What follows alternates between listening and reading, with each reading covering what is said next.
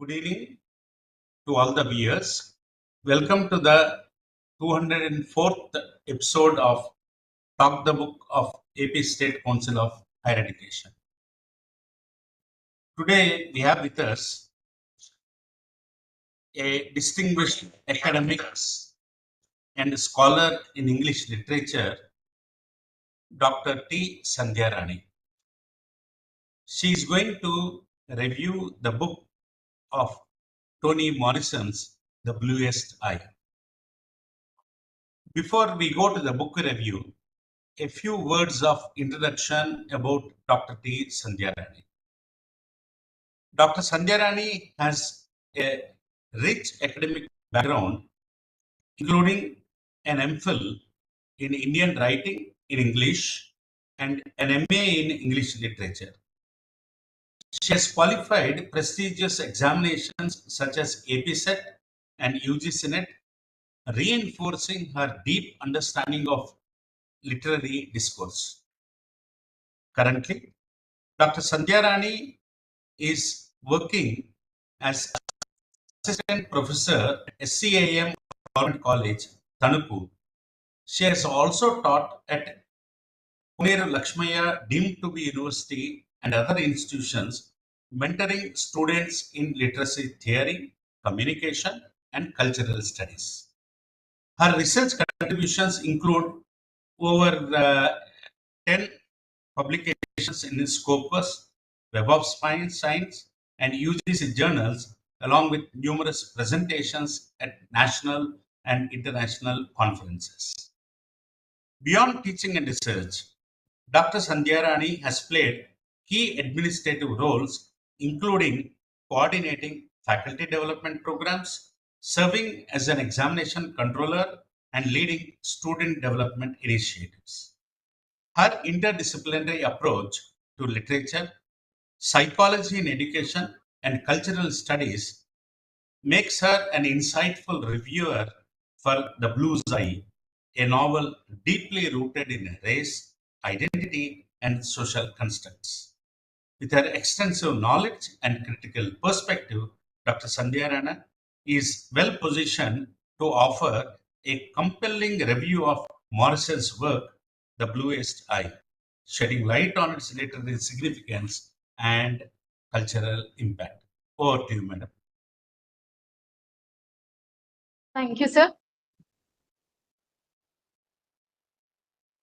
That's a really wonderful introduction. Thank you for your introduction, sir. Good afternoon to everyone. I extend my heartfelt gratitude to the Andhra Pradesh State Council of Higher Education and all esteemed officials for giving me this wonderful opportunity to speak at this prestigious program. Really, it is an honor to engage in a discussion on The Bluest Eye, a novel that continues to resonate deeply with contemporary issues. First of all, I would like to tell you why I have chosen this book. There is a special interest make me to choose this book because it speaks about racism, colorism, beauty standards, and the devastating impact of internalized oppression. And these issues that are just as relevant today as they were when the book was published in 1970. So still these issues are in the society. So that's why I have chosen this book. And what drew me to The Bluest Eye is how deeply personal and universally relevant it is. It tells the heartbreaking story of Pecola Brigla, a young black girl who believes that having blue eyes will make her beautiful, loved, and accepted. But this book is about more than just Pecola. It is about how society shapes self-worth, how media creates beauty standards, and how communities sometimes fail their most vulnerable members. Even today, we see unrealistic beauty standards in media. Do you agree or not? we see colorism affecting people's confidence. So we are all talking about self-confidence.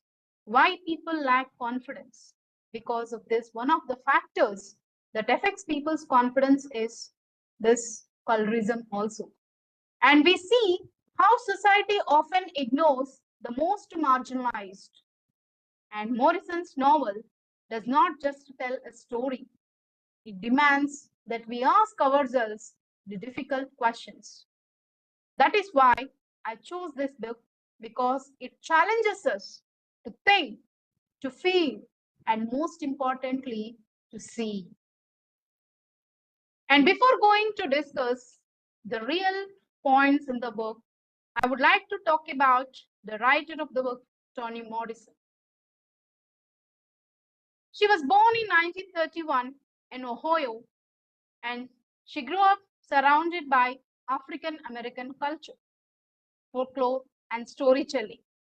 Her family instilled in her a love for language, which later shaped her powerful writing style.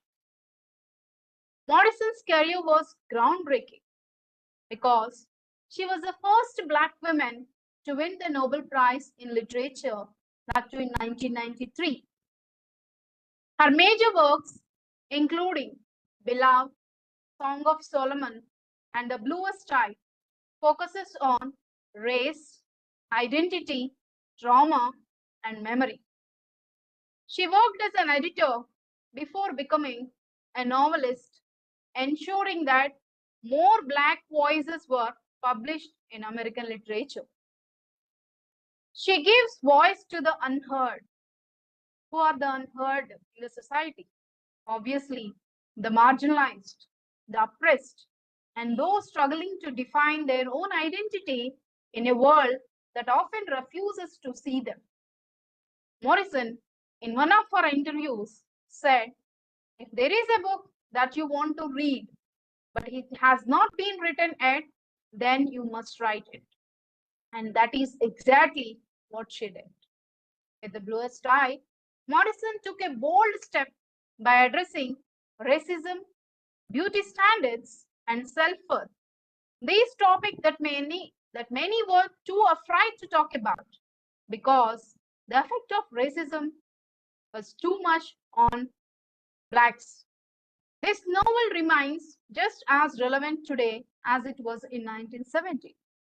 Her words continue to challenge, inspire, and open our eyes to the realities of society.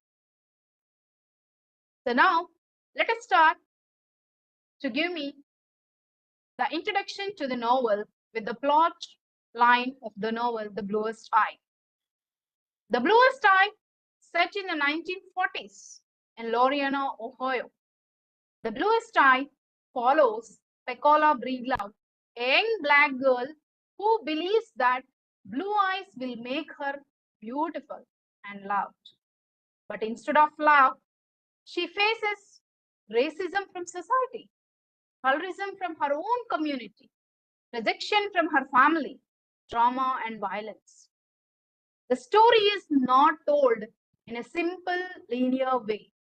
Instead, Morrison uses multiple perspectives. The main narrator is Claudia McTeer, a young Black girl who observes Pecola's suffering and questions the beauty standards forced upon them. Other sections focus on Pecola's parents, Charlie and Pauline, showing how their own traumas shape their treatment of Pecola. Morrison's narrative style is poetic, fragmented, and deeply symbolic, making the novel a powerful exploration of race, gender, and suffering. Toni Morrison's narrative style mirrors the chaos and pain of the characters' lives. Her prose often reads like a lyrical lament, using repetition, vivid imagery, and rhythmic language to evoke emotion. The novel structure is deliberately non-linear. shifting perspectives between first-person narration by Claudia McTeer and an omniscient third-person voice. This fragmented storytelling reflects the brokenness of Peccola's world, where trauma does not unfold in a neat chronological order, but rather seeps into every moment of existence. Morrison also disrupts traditional storytelling by using interludes, such as the distorted Dick and Jane primer at the beginning, which becomes increasingly jumbled just as Peccola's life spirals into disorder. This technique forces the reader to engage with the novel not just as a story, but as an emotional and psychological experience. As Morrison herself said, she aimed to create a language worthy of the stories told. Right? Morrison's writing is deeply symbolic, using metaphors to critique racial and gender oppression. For example, Peccola's obsession with blue eyes is not just a desire for beauty, but a desperate plea to be seen and valued in a world that denies her existence. Morrison writes, quotation starts, it had occurred to Peccola some time ago that if her eyes were different, that is to say, beautiful, she herself would be different. Quotation 9. This reflects the devastating impact of internalized racism and Eurocentric beauty standards. Nature imagery is another recurring motif, particularly the marigolds that fail to bloom, symbolizing Peccola's shattered innocence and the community's failure to protect her. Claudia, in her reflection, realizes, I even think now that the land of the entire country was hostile to marigolds that year. A little black girl was unworthy of the earth's care. Quotation close. Morrison's poetic, symbolic language transforms the bluest eye into more than a novel. It becomes a profound meditation on suffering, systematic injustice, and the resilience of the human spirit. And what are the themes that are presented in this novel? The first theme, or the main theme of the novel, is beauty standards and internalized racism. One of the most heartbreaking themes in The Bluest Eye is how deeply society's beauty standards affect individuals. Morrison shows how magazines, movies, and even dolls also reinforce the idea that white features are beautiful while blackness is seen as undesirable. So, let me ask you all something about this beauty standards. Of course, this is not an engaging session, but my questions are just to think on these lines. When we were kids, what kind of dolls did we play with? What kind of characters did we see in books and cartoons? If we think answers for these two questions, obviously we can visualize, we can imagine what is the standard features that are set for beauty and other things. For decades, children's toys and media have centered around white beauty standards. Even today, how often do we see dark-skinned protagonists in mainstream movies or advertisements? That is exactly what Morrison exposes in The Bluest Eye. Peccola does not just want blue eyes. She wants to be loved, to feel seen, to belong, but in a world that only celebrates white beauty. She starts to believe she is ugly, unworthy, and invisible. So really, this feeling shattered her identity. Peccola Breedlove's desire for blue eyes is not simply about physical appearance. Generally, people think that blue eyes or white beauty is a physical appearance. But here in this novel, Pecola's reflection of her yearning for love, acceptance, and a sense of belonging in a world that constantly rejects her.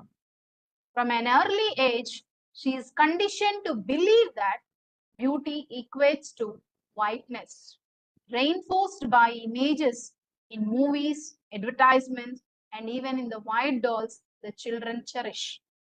She internalizes society's message that dark skin is undesirable. This leads her to associate her own existence with ugliness and worthlessness. Morrison painfully captures this when she writes, long hours, quotation start, long hours, she sat looking in the mirror, trying to discover the secret of the ugliness. The ugliness that made her ignored or despised at school by teachers and classmates alike. Quotation close. What a uh, terrific sentence it is. Pecola is not inherently ugly, but rather she has been made to feel so by a society that refuses to acknowledge her beauty or humanity. Her wish for blue eyes is, therefore, a desperate attempt to rewrite her reality to see herself in a way that she believes will make others finally love her. Yet, this longing is tragic because even if she were to acquire blue eyes, the deep rooted racism and rejection around her would remain unchanged. The second theme of this novel is the cycle of trauma and violence. Morrison does not just show how racism affects individuals. She shows how trauma is passed down through generations. Charlie Breedlove is a Pecola's father. He was abandoned as a child and later humiliated by white men. That unresolved trauma turned into violence when he grew up, which he then inflicted on his own family. Pauline, Pecola's mother, also internalized racist beauty standards, rejecting her own daughter. How do we see the cycles of trauma today in our society, especially in families where abuse is repeated? I think my question is very clear. In the families where abuse is repeated, in communities affected by war, discrimination, or poverty. Morrison shows us that individual suffering is never just personal. It is shaped by larger historical and societal forces. Pecola's tragic fate is not solely the result of her personal circumstances, but rather the outcome of generations of racial and social conditioning. Her sense of unworthiness is instilled in her not by nature, but by a society that continuously reinforces whiteness as a standard of beauty and worth. This conditioning does not begin or end with her. It is inherited, passed down from her parents, who have also internalized the same damaging beliefs. Charlie Breedlove's violence, for instance, is not merely an act of individual cruelty, but the result of his own past traumas. What are those past traumas? Abandonment, dehumanization by white men, and a lifetime of powerlessness. Morrison does not excuse his actions, but forces us to recognize how systematic racism and historical oppression shape the lives of individuals, creating cycles of suffering that are difficult to break. Similarly, Pauline Breedlove, Pecola's mother, is a victim of the same forces. that destroy her daughter. Instead of loving her own daughter, that is Pecola's breed love, she devotes herself to the white family she works for, finding validation in their world rather than her own. Her self worth is so deeply tied to whiteness that she rejects her daughter in favor of a white child, reinforcing Pecola's belief that she is unlovable. Morrison makes it very clear that these characters are not just flawed individuals making bad choices. They are the casualties of a society that has systematically denied them dignity and self-worth. So as Morrison writes, quotation, along with the idea of romantic love, she was introduced to another physical beauty, probably the most destructive ideas in the history of human thought. Quotation close. Here, Morrison critiques the way these toxic ideals are ingrained in culture, ensuring the oppression is not merely an external force, but one that exists within people's mind, shaping their desires and self perception. By exposing these larger forces at play, the Bluest Eye forces readers to question how much of what we consider personal failure is actually a reflection of deep seated societal injustices. And the third theme that is discussed in the novel is society's role in individual tragedy. So the whole novel is talking about Pecola's individual tragedy, but how far the society plays an important role for her tragedy.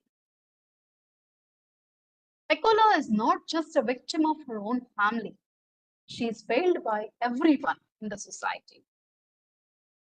The Black community, which itself a victim of systematic oppression, does not protect Pecolo, but instead reinforces the very structures that marginalize her. Rather than offering support, Pecola's own community ostracizes her, projecting onto her the shame and self hatred that white society has instilled in them. The Black characters in the novel, particularly those with lighter skin or more social privilege, distance themselves from Pecola as a way to elevate their own status. Geraldine, for instance, represents the class of Black individuals who adopt white ideals of cleanliness, decorum, and beauty in order to gain social acceptance. When her son, Junior, torments Pecola, Geraldine does not reprimand him. Instead, she scorns Pecola, seeing her as part of the dirty. Black people she wishes to disassociate from. This internalized racism ensures that Pecola is not just rejected by white society, but also by her own people, leaving her completely isolated. Morrison exposes how oppression breeds division, forcing marginalized communities to turn on each other rather than unite against the true source of their suffering. Even we have well-meaning characters in the novel, such as Sophia Church. He also exploits Pecola, and Sophia is a self-proclaimed spiritual healer in the novel. He himself presents as wise and godly, but in reality, he is a deeply flawed individual who preys on the weak.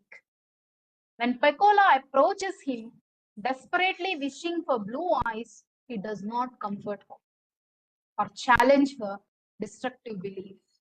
Instead, he takes advantage of her desperation, using it to serve his own twisted sense of power. Rather than offering genuine guidance, he gives her a false sense of hope, sending her away with the illusion that her wish will come true. This act of deceit is particularly cruel because it solidifies Peccola's descent into madness. She clings to the delusion that she has finally obtained blue eyes, her mind breaking under the weight of rejection and trauma. Morrison uses Sophia to critique not just individual exploitation, but also the broader institutions, whether religious, social, or familiar, that fail the most vulnerable members of the society. Through these characters, Morrison underscores one of the novel's most devastating truths. Oppression is not only inflicted by external forces, but is often perpetuated from within marginalized communities themselves. So, after discussion of these themes, let us think of the questions that I'm going to pose. How do we participate in systems that oppress others? Are we in such kind of system? Are we silent when we see injustice happening? Who are today's Peccolas? Obviously, the ones ignored, ridiculed, cast aside. You think answers to these questions, definitely you can understand what kind of struggle that the main character or the others faced in this novel and also in the society.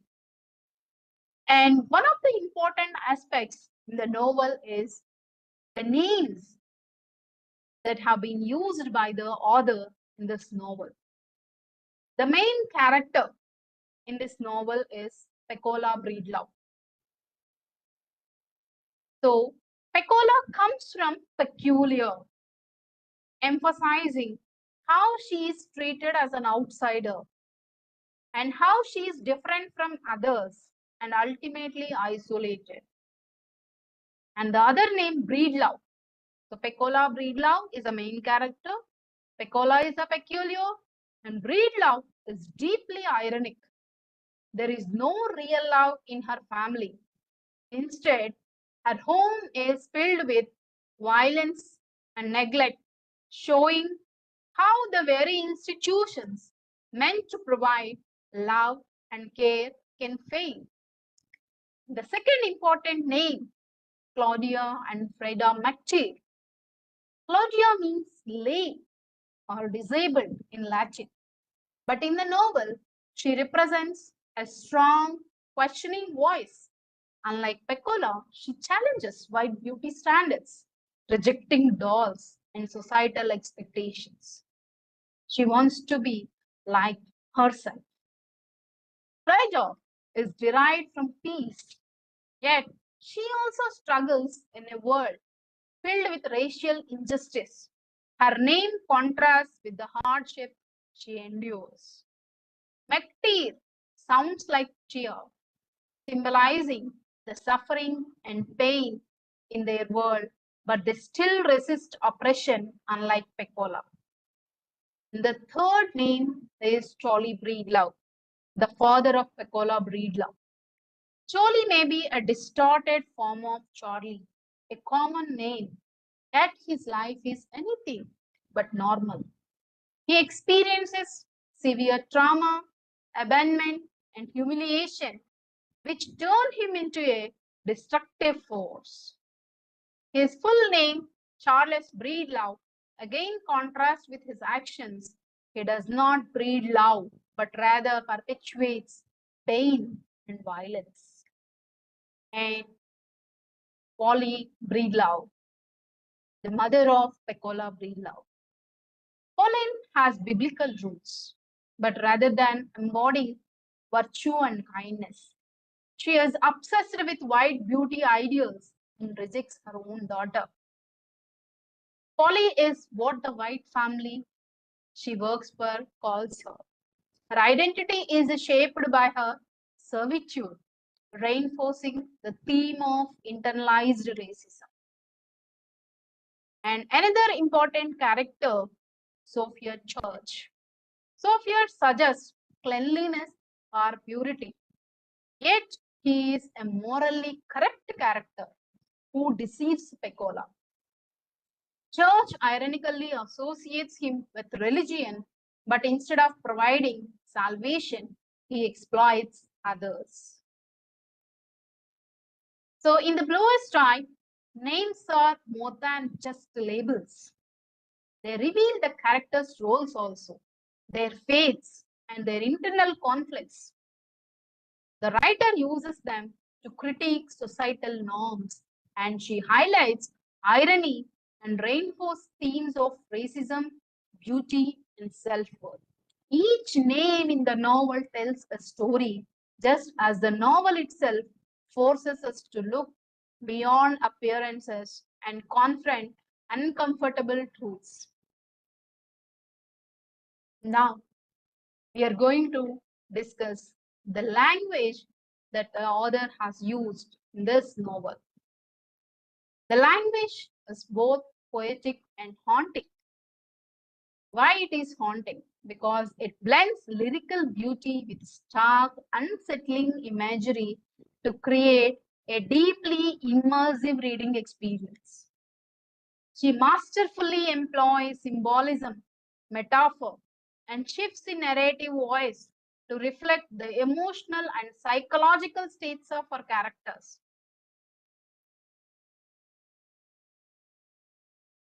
Morrison conveys his deeply evocative language as seen in the line quotation. It had occurred to Pecola some time ago that if her eyes were different, that is to say, beautiful, she herself would be different. Quotation closed. So here, Morrison captures the devastating power of societal beauty standards and the internalized self-hatred they create. Additionally, Claudia McTee's voice, filled with childlike honesty and raw emotion, serves as a crucial contrast to Pecola's perspective. Unlike Pecola, who internalizes the world's rejection, Claudia questions it, has seen her angry rejection of the white dolls she is given. Quotation start. I had only one desire to dismember it, to see off what it was made, to discover the dearness, to find the beauty, the desirability that had escaped me. Quotation ends. Through Claudia's defense and Pecola's submission, Morrison's language exposes how beauty standards shape self-worth differently for each character. Another striking aspect of Morrison's language is her use of fragmented, non-linear storytelling, which mirror the psychological disintegration of her characters. The novel is structured around disjointed memories, broken dialogue, and shifts in time, reflecting the instability of Pecola's world. One of the most powerful linguistic techniques Morrison employs her manipulation of the Dick and Jane primers, the standardized reading text that promoted an idealized vision of white middle class life. She first presents these sentences in their traditional form. Here is the house. It is green and white. It has a red door. It is very pretty. But as the novel progresses, these sentences appear without punctuation or spaces, turning into an unreadable block of text. Here is the house. It is green and white. It has a red door. It is very pretty. There is no punctuation and there is no space in the line. This distortion symbolizes the inaccessibility of this so-called perfect world to characters like Pecola, who live in a reality that is anything but neat and orderly. Morrison's language is not just a storytelling tool, it is an instrument of resistance, challenging dominated narratives of race, beauty, and belonging. And next point that we have to focus on in this novel is symbolism. One of the most powerful symbols in the novel is Pecola's longing for blue eyes, which represents her desperate desire for acceptance and love in a society that devalues blackness. Her belief that blue eyes will make her beautiful reflects the devastating impact of internalized racism and Eurocentric beauty standards. Another significant symbol in the novel is the marigolds that fail to bloom, which Claudia and Frida associate with Pecola's tragic fate. The barren flowers symbolize the community's collective failure to nurture and protect Pecola, as well as the impossibility of growth in an environment filled with oppression and neglect. Morrison extends this metaphor to suggest that the world itself is unkind to Black girls like Pecola, making survival a struggle. The marigolds also serve as a broader commentary on systematic injustice, just as the flowers could not grow in inhospitable soil. Individuals cannot thrive in a society that refuses to acknowledge their worth. And another important aspect of this novel is biblical allusions. Throughout the novel, we can see biblical allusions, and the author uses these allusions to deepen its exploration of sin, suffering, and redemption, often subverting traditional religious themes to highlight injustice. One of the most striking biblical parallels in this novel is Pecola's role as a scapegoat, bearing the weight of her community's unspoken fears and self hatred. In Christian tradition, Christ's suffering is redemptive, offering salvation to humanity. However, Pecola's suffering is not recognized or honored, it is ignored, mocked, and dismissed. Instead of being uplifted, she is sacrificed to uphold the racial and beauty standards that oppress her. Her fate challenges the notion of divine justice, suggesting that in a world built on systematic inequality, the innocent often suffer without redemption. Another significant biblical reference is the fall from grace seen in Charlie and Lorraine Breedlove's lives, mirroring the story of Adam and Eve's expulsion from Eden.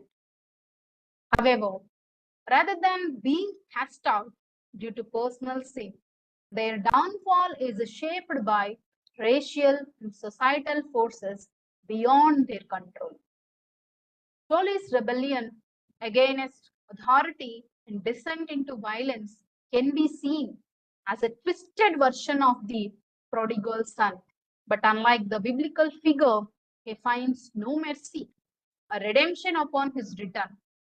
Pauline, on the other hand, clings to a distorted version of Christianity, using it to justify her suffering and detachment from Pecola. Through these biblical allusions, Morrison critiques the way religious narratives can be manipulated to uphold oppression rather than offer hope, forcing readers to reconsider the role of faith in a world where true justice is often denied. So let me tell you what is the impact of this novel and controversy even today. I can say that this book is one of the most frequently banned books in the US because it forces readers to confront difficult and uncomfortable truths: racism, colorism, sexual violence, and systematic oppression. Some believe that such topics are too disturbing for school curriculum, arguing that exposing young readers to such harsh realities could be harmful. However, Morrison's novel does not sensationalize suffering. Rather, it seeks to reveal the hidden pain that marginalized individuals endure. The story of Pecola Breedlove is not an isolated case of misfortune. It is a reflection of the systematic neglect, racism, and internalized oppression that many Blacks face in the society. By banning or censoring such works, society does not eliminate these problems. It simply turns a blind eye to them, allowing cycles of discrimination and trauma to persist unchallenged.